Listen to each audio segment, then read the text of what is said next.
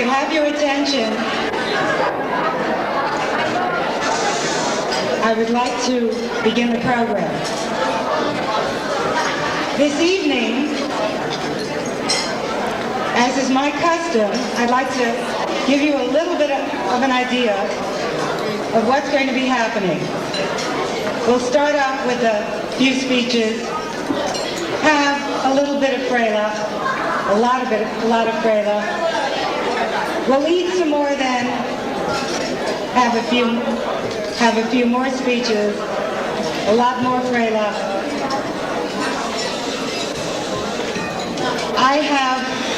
I can really say that my heart is filled with joy to have my family here, to have my friends here, to have my students here, many of the young men here, spent a year in my classroom. And it's a great pleasure to share the simcha with all of you.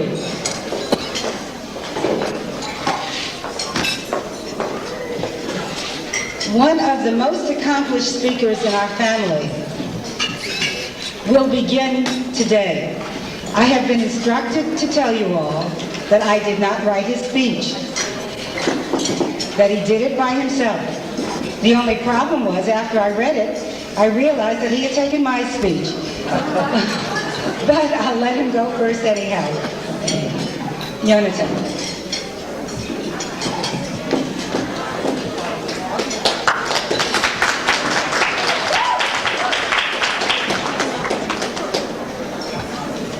In this week's Parsha Vayigash, Yaakov finally comes down to Eretz Mitzrayim.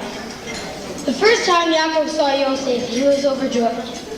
Even though he was so overjoyed, Yaakov did not fail to recognize Hashem. Yosef fell on Yaakov's neck and wept. But Yaakov didn't do the same. While Yosef was weeping, the Medrash tells us that Yaakov was reciting Kriyat Shema. Yaakov was showing a Hakaras Hatov to Hashem by remembering that he was the one who brought Yaakov to Yosef. By saying Shema, Yaakov showed his love and fear for Hashem. We also see earlier in the Parsha that when Sarah, the daughter of Asher, comforted Yaakov so that he wouldn't be shocked, Yaakov blessed Sarah. Yaakov had tremendous Hakaras Hatov to bless her with that everlasting love. Because Yaakov blessed her with this, Sarah went to Gan Eden and love. When Yosef told the brothers to tell Yaakov that he was still alive, he gave the brothers a sign for Yaakov to believe them. This sign was the last halacha that Yaakov had learned with Yosef, the halacha of Eglah Ruval. When the brothers gave this sign to Yaakov, he was overjoyed that he heard that Yosef was alive. After Yaakov found out that Yosef was still alive, he said, "Yosef is alive." This implied that Yosef was still tzaddik. Once Yaakov had told this halacha, he was assured that Yosef was still tzaddik. I'd like to tie this idea in the idea behind the bar mitzvah, that despite our occasional fighting, Mordechai has always showed the midah of Yaakov's Hakaras Hatov. No matter whether it's helping me or just saying thank you, he's always had good Hakaras Hatov. But now that Mordechai is becoming a bar mitzvah, he has to take on the midos of Yosef. These midos being that Yosef was called Yosef HaTzadik, because when Yosef was in the galus of Mitzrayim, he did not go to the ways of the Goyim. Therefore, now that Mordechai is a bar mitzvah, he must take upon the mitzvahs of the Torah and do them, but can't go the ways of the Goyim.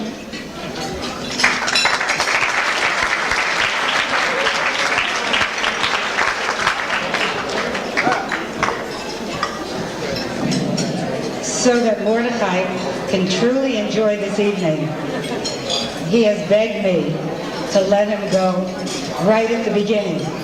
So, without further ado, the Bachur HaBar Mitzvah, Mordechai.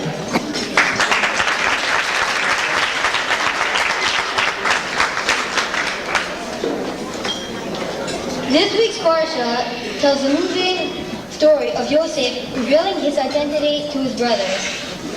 Yosef, after chasing out all the Egyptians from the room, initially states, Ani Yosef Hoda B'chai, I am Yosef, is my father still alive? The Torah tells us that the brothers couldn't answer him because they were shocked and confused.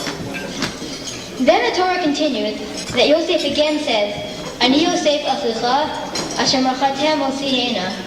I am Yosef, your brother, whom you sold here into Mitzrayim. There are several interesting observations in these psukim, which, as discussed in the Beis Halevi, show that at first Yosef was strongly rebuking his brothers for having sold him, and that is perhaps why they weren't able to answer him. At first, Yosef says, I am Yosef. He doesn't say, I am Yosef, your brother, as he does later. He doesn't ask if our father is still alive, but is my father still alive? He is not speaking out of friendliness and brotherly love. Also, why did Yosef even ask, is my father alive? Didn't he know that Yaakov was still alive from his previous conversation with Yehuda? Of course Yaakov was still alive. Therefore, explains the Beis Halevi, Yosef initially said, I am Yosef, not your brother Yosef, but Yosef, the second in command to Paro, who is able to now take revenge on you for the terrible things you did to me. Furthermore, is my father still alive? How can he be really alive after all these years of suffering, thinking that I was gone forever? By saying this, he was rebuking his brothers, especially Yehuda, who was imploring him earlier not to take Binyamin away from his father because of his anguish. Well, Yosef is saying, why weren't you concerned with my father's anguish when you sold me? Only after he rebuked his brother did he then console them, by saying, I am Yosef your brother, implying that he is still their brother and he loves them. Yosef consoled and tried to calm his brothers, saying, V'ata al te'atziyo, v'al yichar b'einachem ki mechartem l'sihena, ki l'mechia shel chad Elohim l'vnechem. Now don't be sad or angry that you sold me, because it was Hashem who sent me down to Egypt for the purpose of supplying food for everyone during the famine. The Midrash explains the lesson that we learn from Yosef's rebuke of his brothers as follows.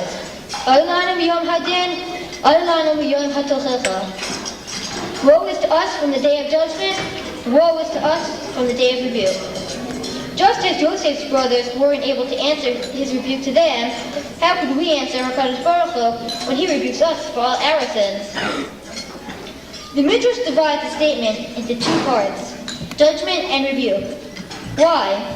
Because the judgment is a general accusation of you did wrong, but the rebuke is a contradiction of any excuses you might give. Just as Joseph's rebuke to his brothers contradicted Yehuda's righteous argument that the father would be upset, why weren't they concerned about their father's anguish when they sold Yosef? The rebuke can sometimes be much more difficult than the judgment. For example, to bring the lesson of this midrash down to my own terms, let's say I come home from school but didn't do my homework that day. My mother's judgment of me would be, Mordechai, why didn't you do your homework? I would say, but I didn't have time for it. But then my mother's rebuke to me would be, but you found time to play Nintendo that night. And then what would I say? Similarly, and how much more so do we have to fear when HaKadosh Baruch Hu judges us and rebukes us for all our sins? The Midrash emphasizes this point as it continues. That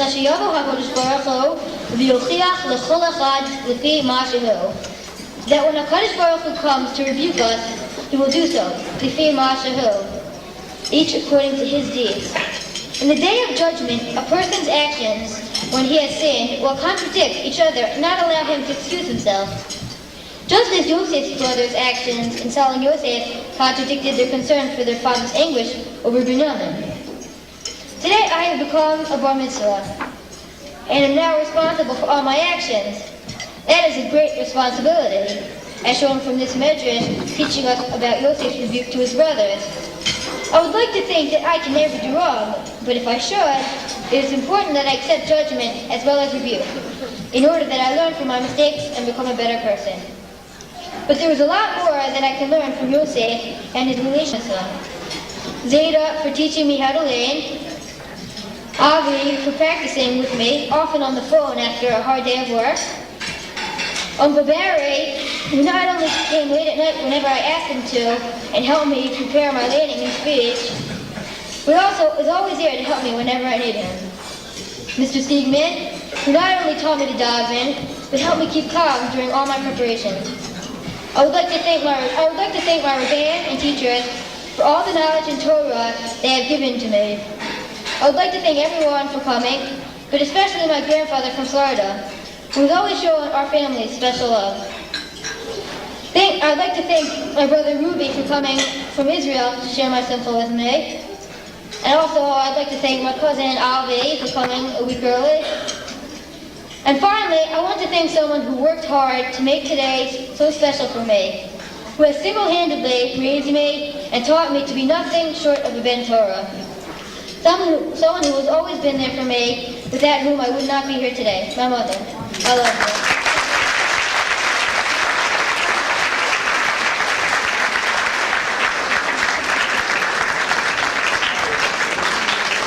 I'd like to give everyone who hasn't had a chance to sit down to please sit down. Usually, I speak off the cuff, and people tell me I'm better that way. But given the fact that I had so many things to say and I had to shorten it, you'll excuse me if I put the old lady glasses on and try to find my way here.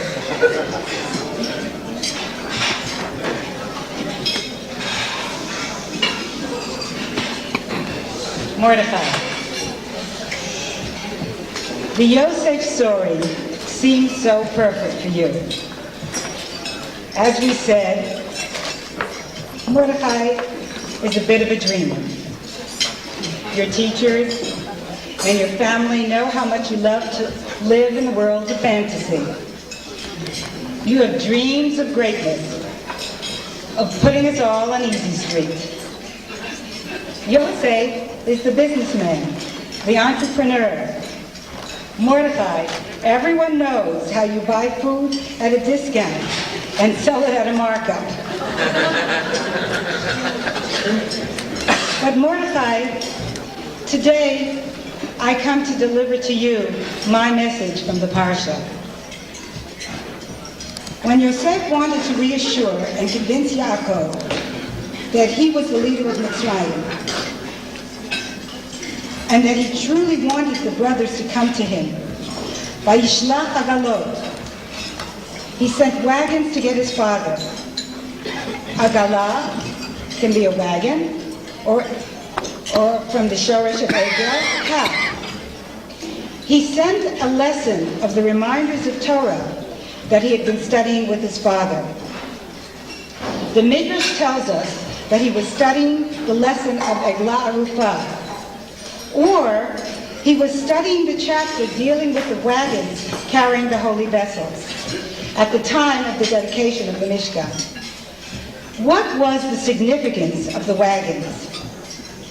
Two princes had to bring one wagon, while at the time of the dedication, each prince brought his own korban. The lesson, Mordechai, that we learn from here is that in Jewish life, an individual must exert all of his effort, all of his individual effort to worship Hashem. He must feel, Bishvili nivra ha'olam. For me, the world was created, and it is my responsibility to do the mitzvah. But that is not enough. He must join together with others to carry the holy vessels. Yosef was reassuring his father that he really wanted his brothers. He was not ashamed to see them because he had remained steadfast in his worship of God, a prince of Hashem. And Yaakov should not be afraid to come and feel that Yosef was holding a grudge, but should know that he, Yosef, understood that all 12 tribes together had to carry the banner of Kedusha, of holiness. Mordechai, one has to study Torah and be dedicated to the fulfillment of God's commands, but you are not alone. And today, I would like you to pay very close attention to your teachers, to your rabbeim, to the family members who have set the example for you that you should emulate. In the beginning of the Parsha, Yehuda, in trying to cajole Yosef into allowing Binyamin to return, mentions the word Av 14 times. He feels that even the heathen has the ability to appreciate the relationship between father and son. Mordechai, you, like Yosef, also have as your last memory of your father the joy of Torah, the joy of his jumping up and down when you said Shema, and of his sitting and learning the Chavruta. But you are also very fortunate to have a constant example of two very wonderful grandfathers who maintain a close, intimate relationship with you. Zeta from Boston has moved here just a year ago, and in this short time has made a wonderful impression upon this community. It's again strange being known as Rabbi Friedman's daughter, walking into the Giants and saying, "Oh, I know who you are." He keeps you on your toes. He tests you. He comes for Shabbat and he wants to know what you've learned. And you better remember it when he asks, because you can be sure he knows whatever you're learning. He is also involved in tremendous acts of chesed in the community. He's the chairman of the Bikur Cholim. He's the rabbi for the hospice. Mordechai, learn from this Zeta. Appreciate and take everything in. Zeta from Florida. All my children have been your Ben Zkunim, those who carry on the legacy of their father. Zeta, you have supported all of us emotionally and physically throughout all our lives. We have always possessed a kutonet pasim from you. You are a man of great charity and kindness. Mordechai, learn from your Zeta. Mordechai, further in the Parsha, we are told that Yosef gave Binyamin 5 halifot smalot, 5 changes of clothing. Was Yosef trying to arouse his brother's jealousy? No, he gave 5 changes, which were equal to the one that each brother received. Why then 5 changes? This was in order to foretell us of the 5 different type of clothing the descendants of Binyamin, Mordechai, would wear in his morning moment of glory. Your future, Mordechai Binyamin, has also been foreshadowed by Maaseh Avot, the deeds and the lives of your family.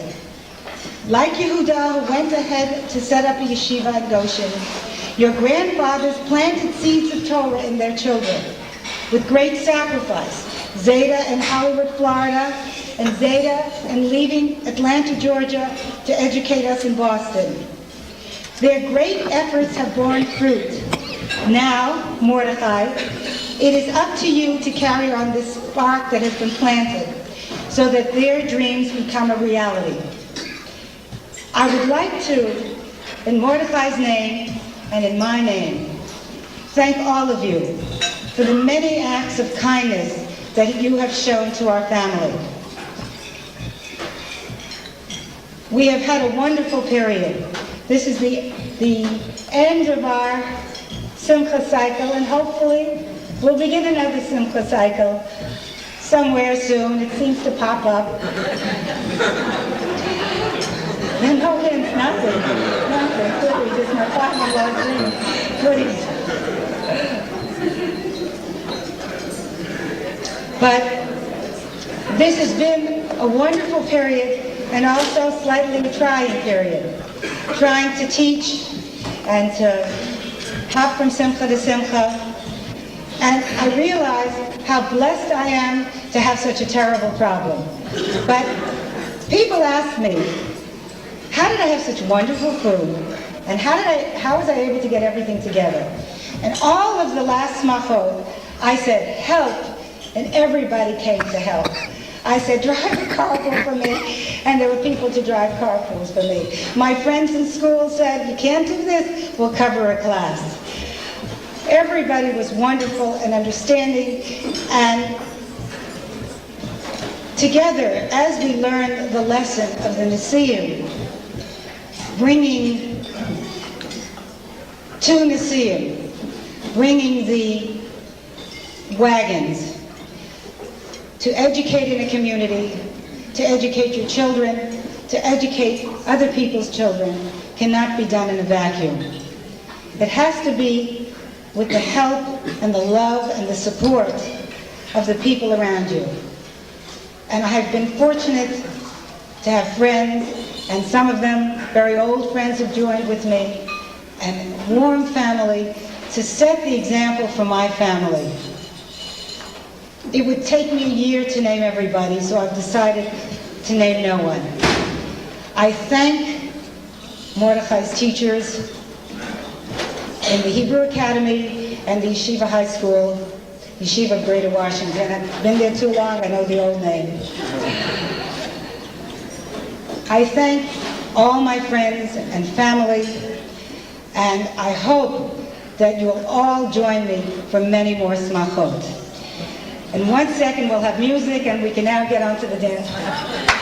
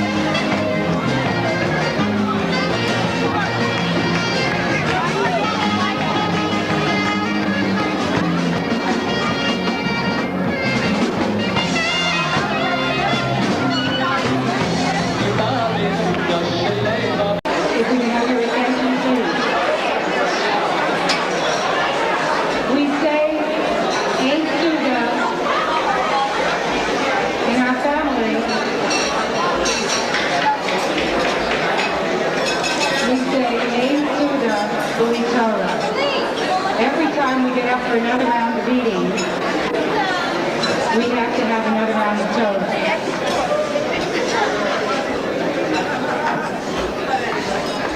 We have lots more simcha. I got lots more energy to dance. Mordechai's waiting to go up again on the chair.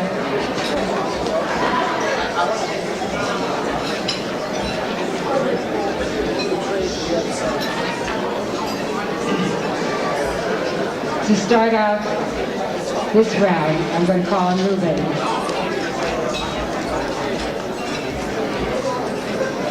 Better known to you as Ruby.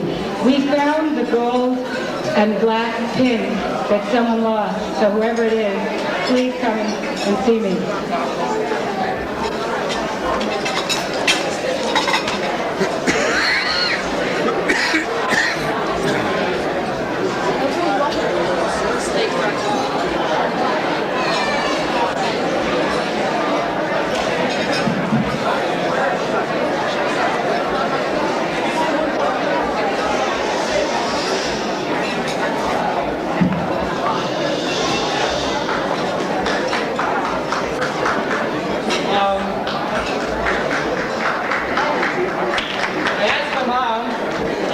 Every bar mitzvah has a theme, so what's the theme of this bar mitzvah? She said, oh, the theme will be Yosef. So I decided that I'll talk a little bit about Yosef. The past few parshas we've been dealing with have been talking about Yosef at times. So I thought I'd discuss the story of Yosef and related a little bit to Mordechai, who I think having a wonderful kind of celebrating. So if we think about it, the story of Yosef is divided into 5 separate parts. And Yosef, in each one, he comes up to a high, and then he goes down, he comes to a pitfall, and he falls down. Until finally he becomes the Melech of Mitzrayim. So we have to ask ourselves, why is this all necessary? If the purpose of Yosef going down to Mitzrayim was so that he can save the nation, save all the world from starving, then why do we need him? Why did he have to become a slave? Why did he have to throw him into the war? What is the purpose of that? And what can we learn from this lesson? Secondly, we know that Yosef is the only one of the Avos that's called Yosef HaTzadik. Why is Yosef, what is the greatest of Yosef that we consider Yosef to be Yosef HaTzadik? So if we look, we can divide Yosef into 5 different stages. The Torah tells us that in the beginning Yosef, he had dreams about greatness, and he thought he was destined for greatness. That his father picked him out and made him special. They gave him a multicolored coat. And Yosef, he walks around like he was number one. So we see that his brothers get upset with him, and then they throw him into a board. And then they sell him to an Evan, that's a low point. That's the second part. Next, he becomes great, Hashem helps him, and he becomes good. And then he rises to become the Rosh of Beis Potiphar. But still, he's not ready for greatness for some reason. Then Hashem causes that the agent Potiphar comes and seduces him, and he gets thrown into jail, and he gets thrown downwards. He comes into another pitfall. Finally, that after 10 years in jail, another 2 years after he interprets the dreams of the 2 Solim, finally Potiphar calls him up and he interprets his dream and becomes a melech. What happened between the last pitfall and now, and when it becomes a melech, what happened to Yosef that he finally becomes worthy to become a melech? So, if you think about it, if you look at the story of Yosef the whole time, he thinks himself that when he realizes he's destined for greatness, he thinks that's his destiny, that's the way he should be. And he thinks that he's in the perfect situation to become that way. Therefore, he acts a little bit haughty with his brothers, and he acts in the base of Potiphar. He realizes he's a melech, he puts himself up, and he makes himself look very nice. But Hashem says that no, he still don't realize, he still hasn't come to the realization that all of his kohos and all of his strengths are not for himself, are not coming from himself, but they're coming from Hashem. And therefore, until he realizes this, then he can't reach his full potential. Because we see that he says after he interprets the dreams of the Sarah Mashkim and the Sarah Ophir, the baker and the Sarah Mashkim, he says to the Sarah, he says,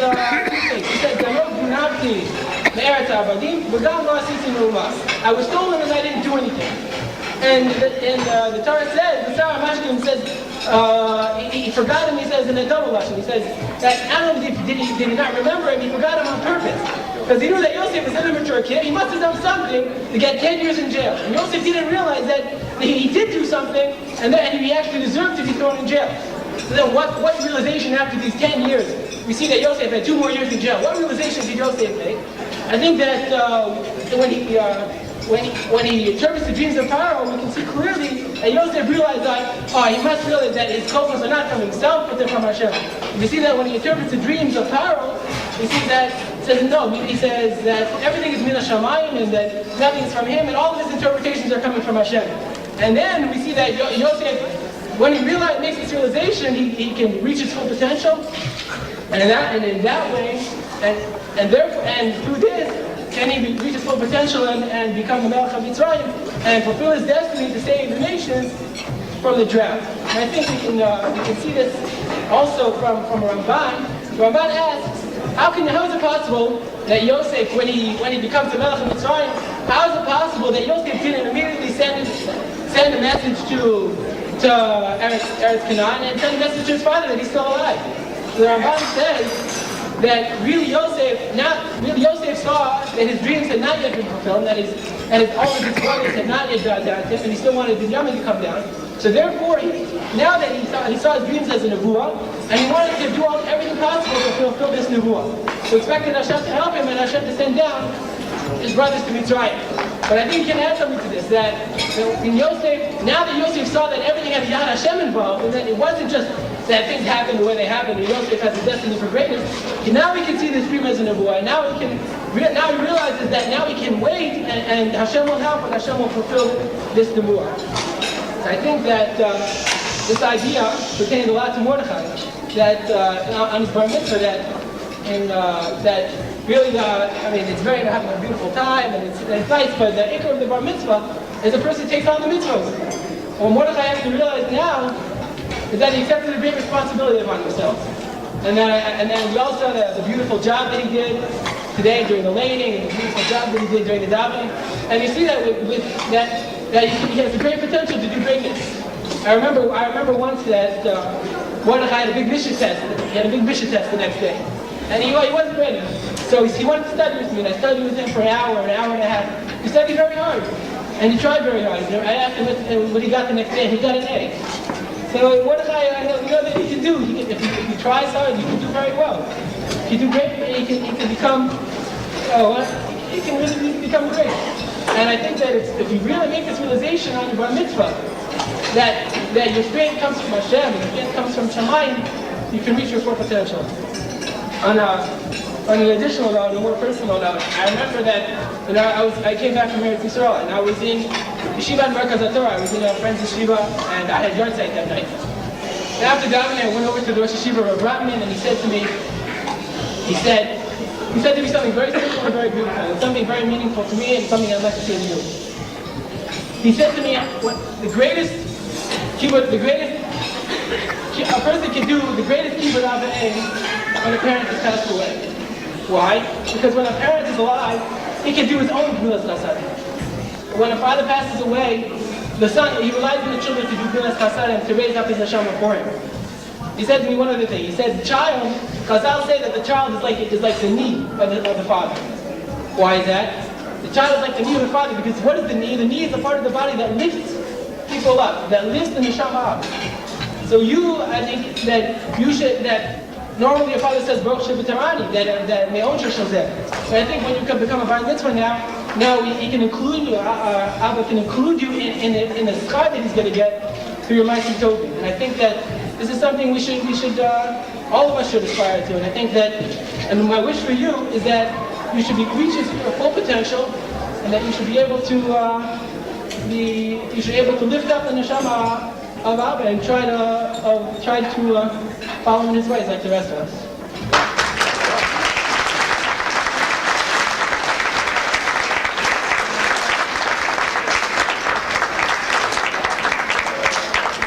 I have to reach high now. I'm very, very privileged to have a unique position in this town. My unique position is that I can share knowledge and learning with two of the most wonderful staffs of people. And very often, I bemoan the fact that people do not have my privilege to meet all the wonderful people who teach in this community. And I would like to ask every single member of the staffs of the Hebrew Academy and Yeshiva High that is here to please stand up and please receive the Hakaras HaTov of everyone here. Please stand up. Please. Come on. Please. Come on. My friends, please. Please stand up. Come on. Come on. Come on, Mitzvah Academy. Come on. Come on, guys. Come on. I want to tell you that I stand from the vantage point of learning, of having my children learn from these people, both the secular and the Judaic staffs, and of being part of the staff. And it is the greatest joy that a person can have to work with such wonderful people and to have their children educated by such wonderful people. I would like now to call upon a friend, though sometimes as a parent he may not think of me as a friend. I won't say my boss, because then he'll say no one's Shana's boss. I'm not going to give him the opportunity. But I will call upon someone who has a very special relationship with Mordechai, because he is his Rebbe. I will call upon Mordechai's Rebbe, Rabbi Merkin.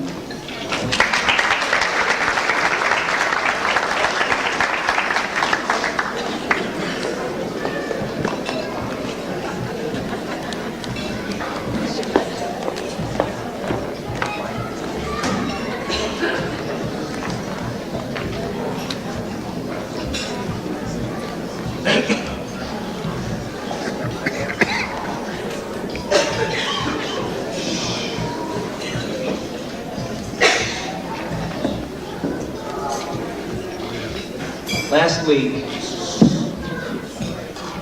Shane approached me and requested that I say a few words at Mordechai's bar mitzvah. It was clear from the message that the person that my remarks were to be addressed towards was going to be Mordechai.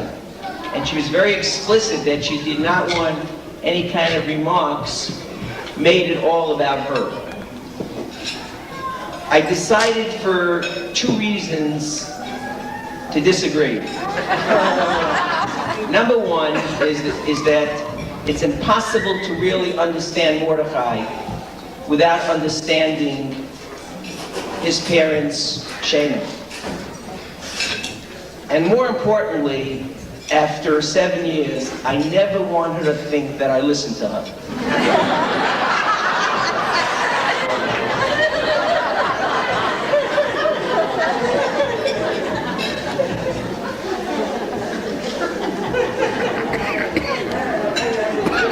I know I'm going to pay for that one.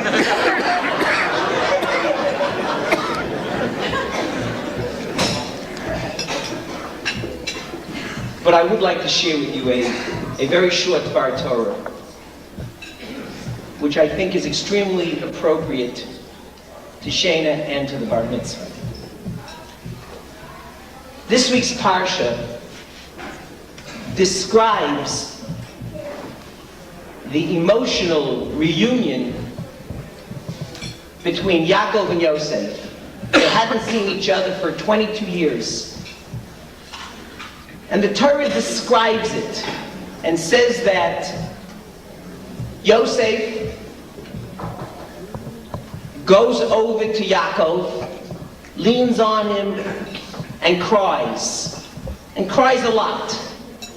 And Rashi points out the obvious problem is that it seems to be that the only one who showed any kind of emotion seems to be Yosef. What about Yaakov? What was his response? And Rashi says that Yaakov was unable at that moment to respond, because he says at that time he was davening Kriya Shema. He was saying Kriya Shema. Needless to say, when one sees a chazal like this, it's a Omer Deshuni, it begs to an interpretation. Because we have to understand, what is chazal talking about? I mean, if it seems to be also coincidental, just at that time he was up to Kriya Shema, he was saying Kriya Shema. And if this was the time to say Kriya Shema, so what about Yosef? Why wasn't he saying Kriya Shema? And I once heard an interpretation in the name of an Adam Gadol. And he said the following, that it's not that it was accidental that Yaakov was saying Kriya Shema at this moment, but rather this moment mandated that he say Kriya Shema. Because Yaakov was the type of person whose whole existence was to serve God, to grow, to develop in Yirah Shamayim, in Ahavas Hashem, in love of God, in reverence of God. And thus Yaakov took this emotional experience that was occurring right now, his feelings, and transferred it towards HaKadosh Baruch Hu. And he took that love that he felt, and he extended it, he expanded it, and it gave him a deeper understanding and appreciation for God. And this deeper appreciation resulted in his saying Kriya Shema.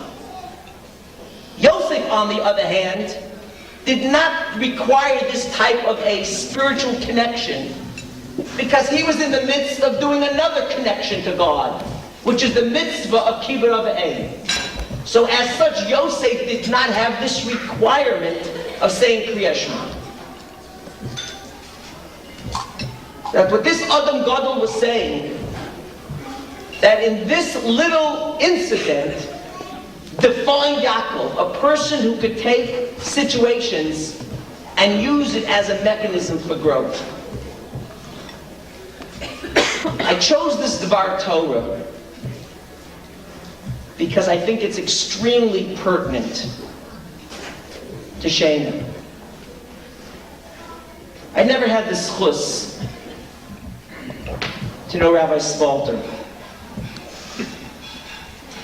Though I've heard so much about him over the last number of years, I almost felt like I knew him. But obviously I didn't. And nobody has the ability to call the shots in life. Unfortunately, we just have to play it out.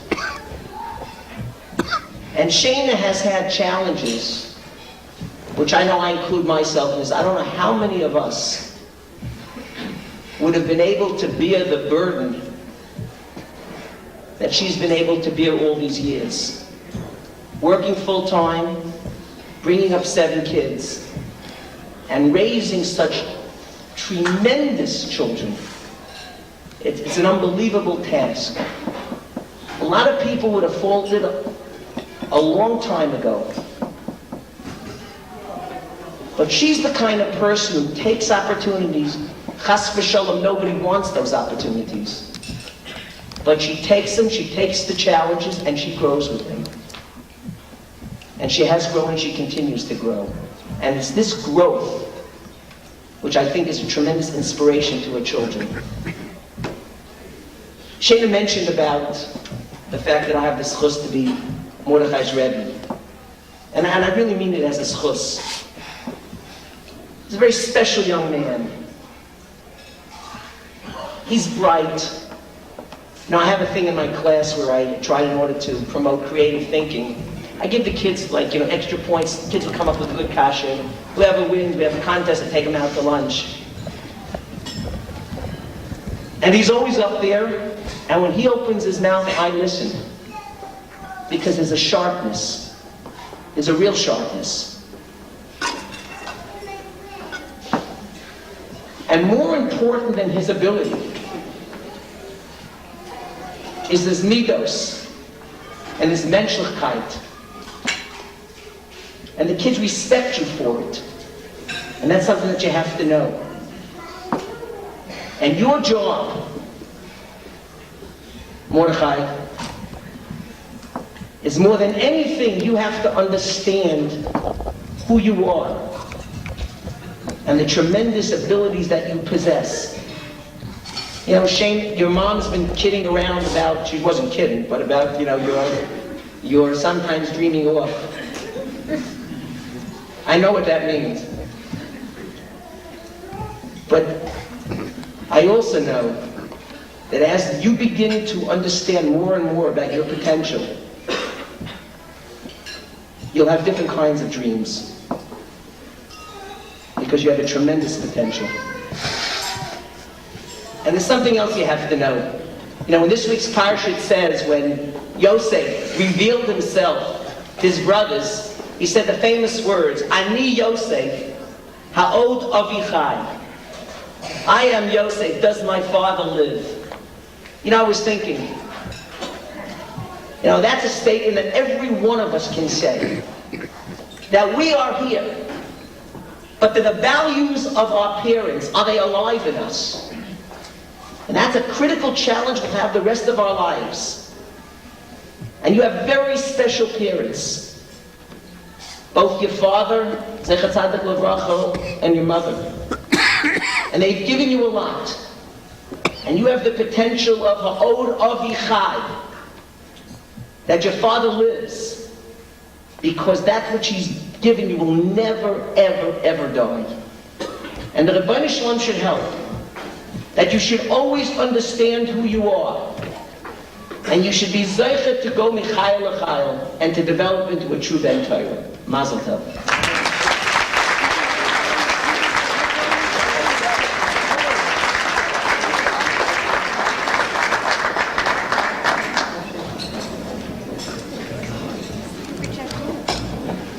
I worked for a year and a half to lose weight, and he says I'm growing and growing and growing.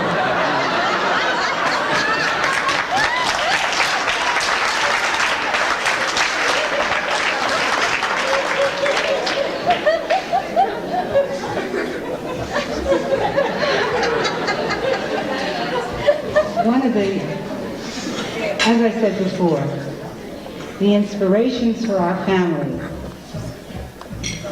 are our others. And everybody in Winthrop, Massachusetts can tell you what a wonderful person Rabbi Friedman is. We in our family can tell you, and we can also tell you how much we love him and how much he means to us. And no family simcha would be complete without his addressing us. Abba, Rabbi Friedman.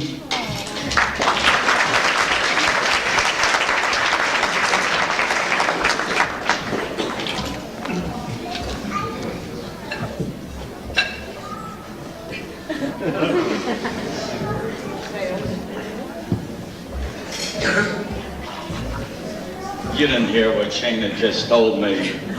Abba, nice and short.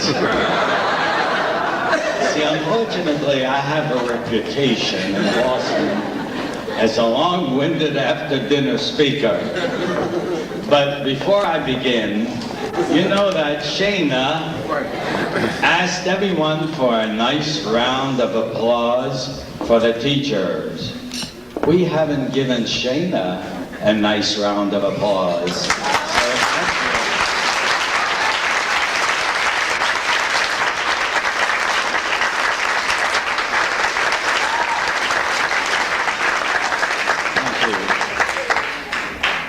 Shane asked me if I'd like to speak now, or she tried to talk me into speaking during dessert. She wants you to remain for dessert.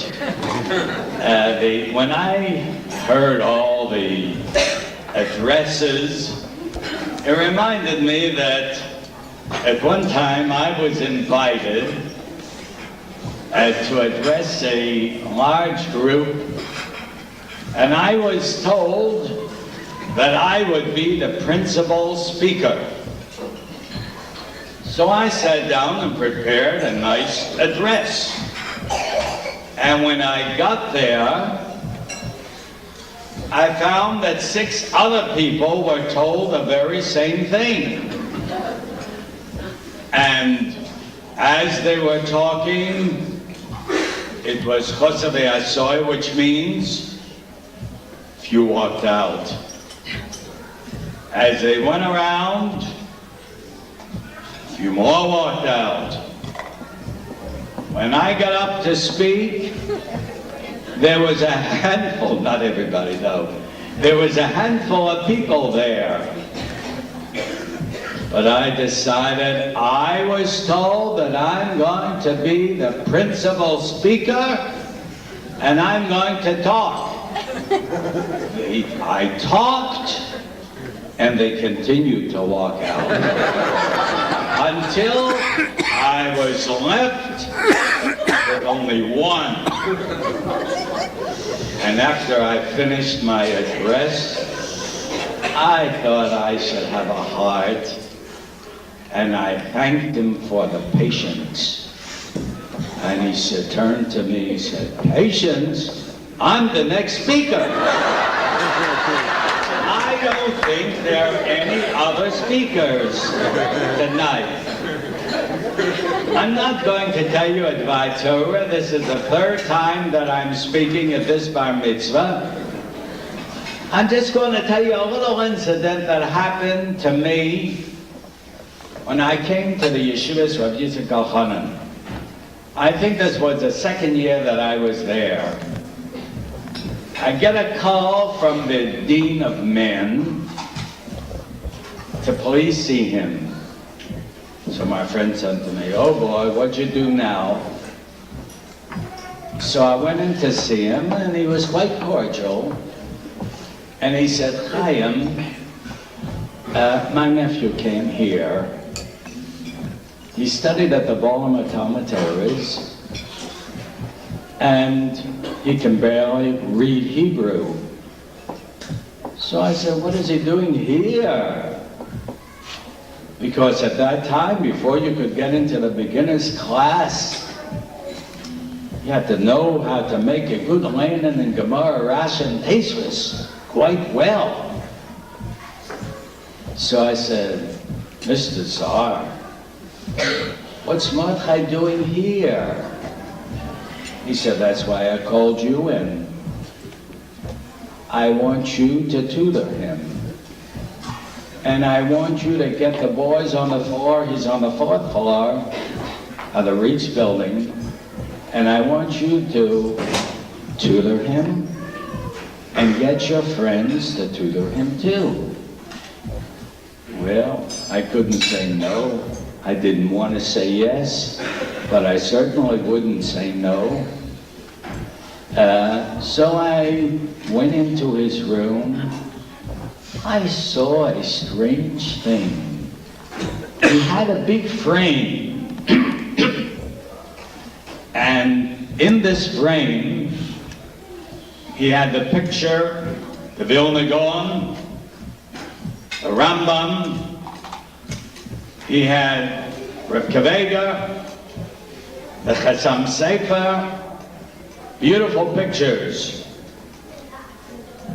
In the middle, he had a blank. Why not Mordechai? I said, Mordechai, cut it out. You're taking the Rav Kavega, you're taking the Gaon. He said, if they can make it, why can't I? Mordechai studied as assiduously I have ever seen anyone learning. He was more diligent than any other student at the yeshiva. I got him into the beginner's class.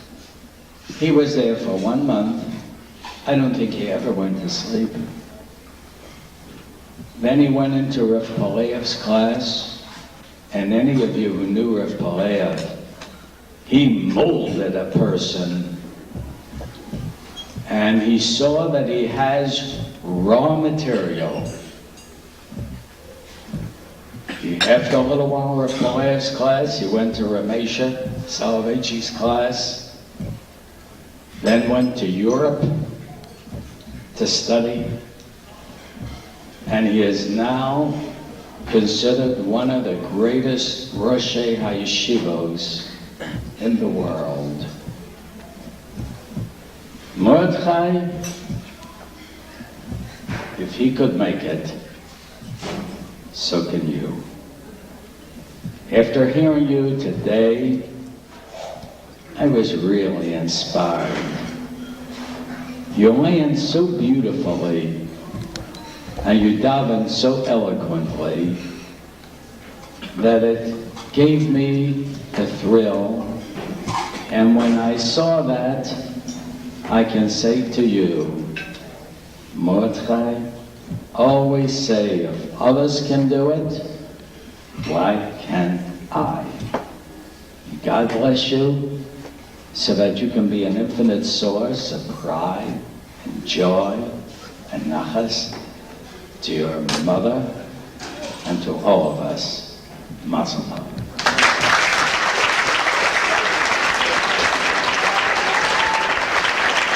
I can get the band in. We're going to have some more music and lots more dancing. They'll be here Wednesday.